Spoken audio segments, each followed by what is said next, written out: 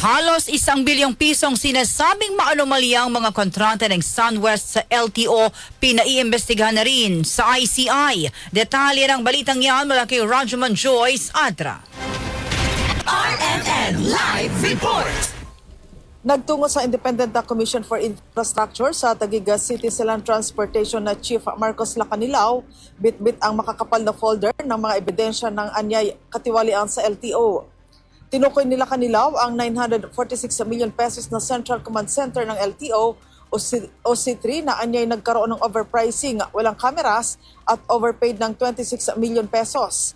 Ayon kay Lacanilao, sangkot sa katiwalian ang ilang dating matataas na opisyal ng LTO kung saan nagsimula ang proyekto noong September 2, 2020. Marami po. Unang-una, may mga dapat na cameras na dapat ilagay all over the Philippines. Wala po yung mga nangyaring yan. At saka hindi po siya, sa totoo lang, hindi po siya gumagana. Saka overpriced, overpayment, may overpayment pa po ito na 26 million. Tinukoy ni Lacanilao ang SunWest Construction and Development Corporation na nasa likod ng proyekto kasama ang LDLA Marketing Trading, Data Center Design Corporation at Evolution Incorporated and Trading Incorporated.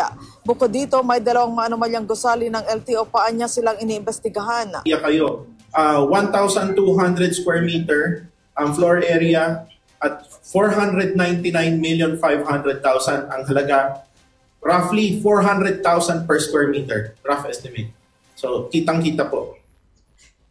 Tiniyak din nila Lacanilao na sinisikap nilang magamit ang mga pasilidad para hindi ito masayang. Kasama mo sa DZXL Manila, Rajuman Joyce Collantes Adra, Tatak RMN.